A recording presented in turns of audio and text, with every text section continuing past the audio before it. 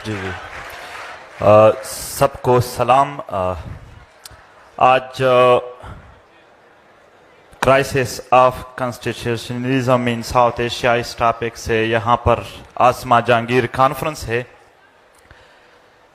सबसे पहले आसमा जहांगीर फाउंडेशन को सलाम के महकूम और मजलूम तबकों को यहाँ खुलकर इजाज़त होती है कि वो बात कर सके, और शायद ये आसमा जहांगीर की स्पिरिट है कि वो इस चीज को। मेरा टॉपिक तो यहाँ पर इन्फोर्स डिसअपीयरेंस के साथ है, मगर थोड़ा इस पर बात करते हैं। 2001 में वार ऑन टेरर के नाम से जब दुनिया में एक नया टर्मिनोलॉजी आया, तो इस वार ऑन टेरर को फॉलो करने के लिए दुनिया का पता नहीं, मगर हमारे इलाके में स्टेट ऑफ एक्सेप्शन कायम कर दिया गया। स्टेट ऑफ एक्सेप्शन में भी यहां पर किसी ने एग्रेगो एगाम्बन, जो एक इटालियन राइटर है, उसका एक बुक है स्टेट ऑफ एक्सेप्शन, जो उन्होंने इटली मेसेलिनी पीरियड में और नाजिज के दौर में जर्मन में जो स्टेट ऑफ एक्सेप्शन था वो बयान किया गया है। उसी तरह एक स्टेट ऑफ एक्सेप्शन पैदा किया गया। स्टेट ऑफ एक्सेप्शन की मानी यानी जो नॉर्मल रूल है वो चेंज कर दी गई। इवन यहां फौजियों के वर्दिया भी चेंज हो गए उसके साथ, और एक नैरेटिव पैदा की गई कि यहां पर कौमी सलामती को खतरा है। और फिर इस नाम पे कारोबार शुरू हो गया। हर वो जर्नलिस्ट टारगेट हुआ जो अवाम की बात कर रहा था। हर वो सियासी क़ियादत टारगेट हुआ जो अवाम की बात कर रहे थे, जो उस पॉलिसी के हक में नहीं थे, जो आम जमीनी हकायक को बयान कर रहे थे। और हर उस मकाम पर हमारे वतन में धमाके हुए जहां पर लोग इकट्ठे हो रहे थे, यानी इज्तिमायत पर पाबंदी, ताकि लोगों की आवाज न सुनी जा सकी। ये गलत काम कर रहे थे, और गलत काम करने के लिए तारीखियों का होना जरूरी है, जहल जरूरी है इसके लिए कि लोग न समझ सके। मास डिटेंशन हुआ, पूरे इलाके को सीज कर दिया गया, और फिर इस मास डिटेंशन को जस्टिफाई करने के लिए action in aid of civil power जैसे कवानीन। Action in aid of civil power किसी ने पढ़ा है? Action in aid of civil power में लिखा है कि किसी को उसके इंटेंशन के बुनियाद पर, यानी एक बंदा सोच रहा है, बेटा है, और आप उसको मार दो कि ये सोच रहा था कि मैं हमला करने वाला हूं। इस तरह के कवानीन लागू कर दिए गए। मिलिट्री कोर्ट्स पैदा किए गए, मिलिट्री कोर्ट्स बना दिए गए, और पुलिसिंग का काम फौज ने अपने हाथों में ले लिया। मेरे दोस्तों, हर रोज फेक इनकाउंटर्स किए जा रहे हैं, लोगों को लापता किया जा रहा है। पेरिफ्रीज के लोग, पेरिफ्रीज के अवाम, महकूम कौमों के अवाम, वो बेरोजगार है, वो बेतालीम है, वो उनको सेहत के मौके नहीं है। रियासत को चाहिए था कि उनको सेहत के मौके देते, तालीम देते, रोजगार देते, मगर उनको जहनी तवाज़ुन मुकम्मल खराब करने के लिए माओ बहनों को लाशें मिले, मिसिंग पर्सन मिले, लापता अफराद मिले।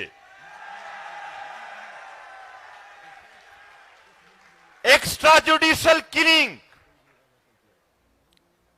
Dear sir, Rao Anwar who killed 440 person extrajudicially is roaming free, while Ali Wazir, whose 18 family members were killed by terrorists, is in jail. This is justice in Pakistan.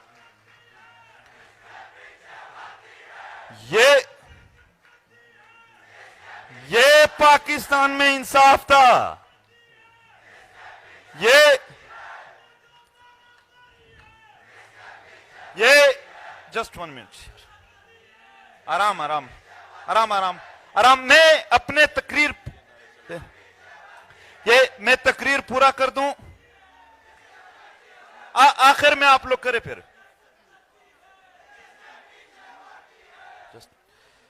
देखो, और रियासती जबर को, इस पॉइंट को नोट करें, रियासती जबर को कवर करने के लिए ऐसे ग्रुप्स बना दिए गए कि उनके जुल्म के बाद किसी मजलूम के जहन में इंसाफ और अदालत की कोई तवक्को न रहे. यानी तालिबान, यानी बलूचिस्तान में डेथ स्क्वाड्स, वो ऐसे तरीके बना दिए गए कि आम आवाम के जहन में ये कोई आफत समझे और वो अदालत और इनकी तरफ कोई रुजू भी न कर सके. इस नैरेटिव को स्ट्रेंथन करने के लिए बहुत खून बहाया गया और फिर दुनिया से डॉलर लिए गए. यहां लोग पूछेंगे कि क्या फायदा है इस जर्नलों को, इन पॉलिसियों का. मैं फायदे बताता हूं.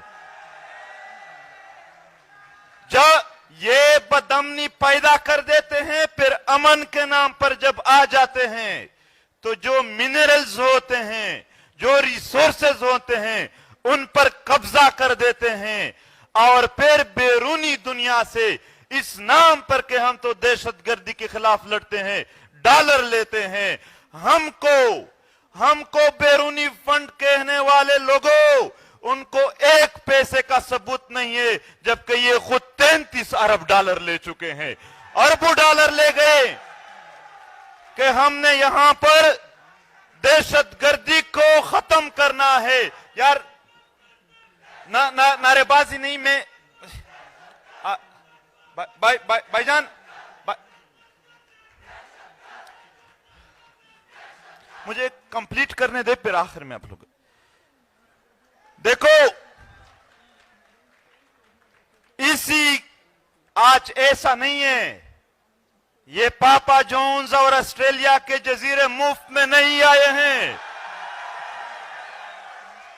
हमारा खून बहाया गया है, हमारे माओं के इतने आंसू बहाए गए, पूरा सैलाब बनता है उनके लिए. और फिर यहां पर कहा जाता है, हमें मुख्तलिफ बहाने और मुख्तलिफ उम्मीदें दिए जाते हैं. कहता है निजाम फरसुदा निजाम. कोई निजाम नहीं है, यहां सिर्फ वीगो डाले हैं. इस निजाम में अदालतों का नहीं माना जा रहा है, वीगो डालों के जरिए ये चला रहे हैं निजाम को. मोहतरम, गुंडागर्दी शुरू है. अगर आपने यहां कोई बात की तो ये नहीं कहेंगे कि कानून, ये नहीं कहेंगे कि आईन, ये नहीं कहेंगे कि अदालत हरकत में आ जाएगी, वीगो डाले हरकत में आ जाएंगे, ये बात कहेंगे आपको. और अब एक बार फिर पश्तून बेल्ट में मुसल्लह तंजीमों को लाया गया है. मुज़ाकरात के नाम पर दोबारा उनको वहां फाल कर दिया गया. 20 साल ऑपरेशन हुए, 20 साल लोगों का खून बहाया गया इस मकसद के लिए. देखो 20 साल में क्या क्या नहीं हुए. एपीएस के बच्चों का खून बहाया गया, क्वेटा के वो कला का खून बहाया गया और इस वतन के हर घर का और हर तबका फिक्र के लोगों का खून बहाया गया। आखिर में कहा गया कि अब हम दोबारा ला रहे हैं। तो फिर ये 20 साल का ड्रामा किस लिए किया था? दोबारा लाए गए, सवात में, बुनेर में, बाजावड़ से लेकर वजीरिस्तान तक पूरे कबायली पट्टी में दोबारा हालात खराब कर दिए गए हैं। मगर इस बार पश्तून अवाम अपने सरजमीन पर किसी भी दहशतगर्दी को नहीं मानते, ये न छोड़ेंगे। वहां हम उम्मीदें रखें तो किससे उम्मीदें रखें? पार्लियामेंट से। पार्लियामेंट जर्नलों के इजाजत के बगैर हमारे अमन के लिए एक मीटिंग भी नहीं कर सकती है। मीडिया से उम्मीदें बांधे, ये मीडिया जर्नलों के इजाजत के बगैर एक टिकर नहीं चला सकते हैं।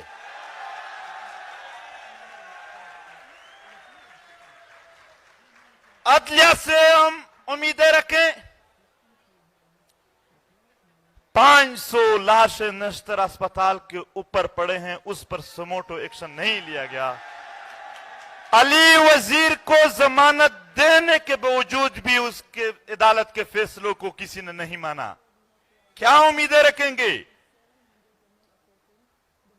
हम अभी ये चंद हफ्तों से पश्तून बेल्ट में इख्तिजाजी मुजाहरे जारी है। एक अजीब सी बात बताता हूं, ये वहां के एमपीएस या एमएनएस के दिल शिकने के लिए नहीं है कि उसके हौसले टूट जाए और ना आए, बल्कि एक हकीकत के तौर पर मैं पेश करता हूं। हम नारे लगा रहे थे अवाम के, हम अमन चाहते हैं। मरकजी और सूबाई हुकूमत के एमपीएस एमएनएस हमारे साथ खड़े थे, वो हमसे ज्यादा नारे लगा रहे थे कि हम भी अमन चाहते। भाई हम तो आप लोगों से अमन चाह रहे थे, आप किससे अमन चाह रहे हो?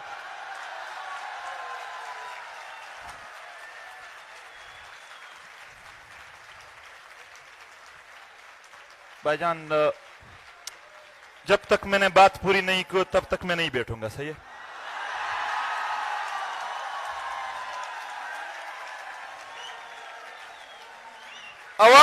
अब हल क्या है? हल क्या है? हल बताता हूं। अवाम ने मुजाहमत करना होगा।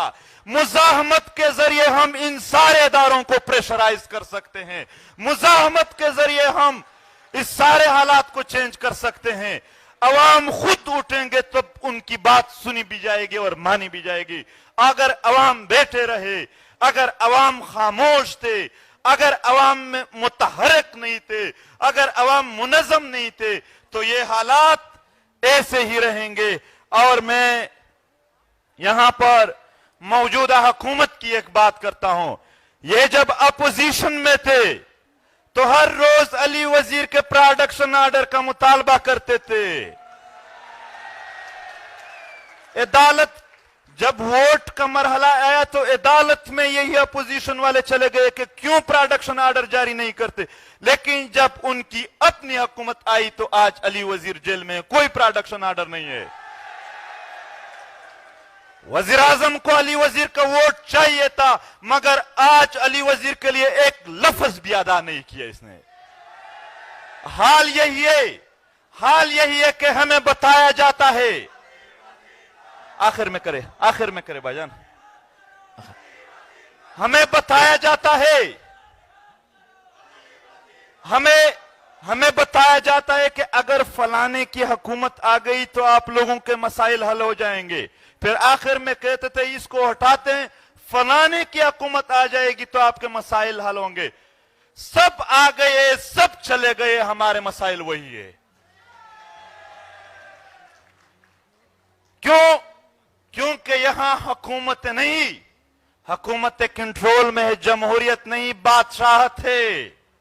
चीफ ऑफ आर्मी स्टाफ बादशाह बना हुआ है, सब कुछ अहकामात वो जारी करते हैं।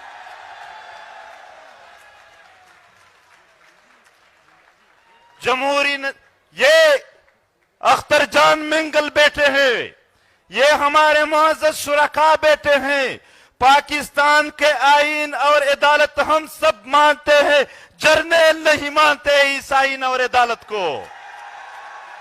इसलिए वो किसी भी मिसिंग पर्सन को अदालत में पेश नहीं करते हैं। क्या उसका पाकिस्तान के अदालतों पर यकीन नहीं है? मगर एक कारोबार बनाया हुआ है इनसे। आज बावजूद इसके कि सारे एफआईआर्स में अली वजीर की जमानत हो चुकी है, फिर भी वो सिंध में जेल में पड़ा है और फिर भी मौजूदा हुकूमत के लोग हमें इंसानी हुकूक पर दर्स देंगे, तदरीस देंगे, लेक्चर देंगे।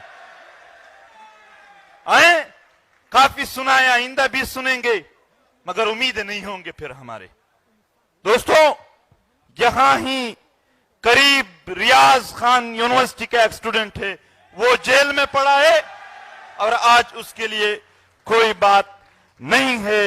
मैं आसमा जहांगीर फाउंडेशन और जितने भी दोस्त हैं उनका शुक्रिया अदा करता हूं। शायद हमारी बातें बाज लोगों के लिए, बल्कि मैं स्पेशल कहूंगा फौजी जर्नलों के लिए तल्ख होंगे, मगर यह एक हकीकत है और हम हकीकी जिंदगी गुजारते हैं। हम बेमकसद, बेमानी और ऐसी मुनाफिक जिंदगी नहीं गुजार सकते हैं कि जुल्म जबर के सामने हम यानी घुटने टेकते। हम खड़े रहेंगे इस्लाम के लिए। शुक्रिया, बहुत बहुत शुक्रिया। वक्त भी ज्यादा लिया, मगर आसमा जहांगीर फाउंडेशन जिंदाबाद। Thank you very much. Manzoor Pashtun spoke very well.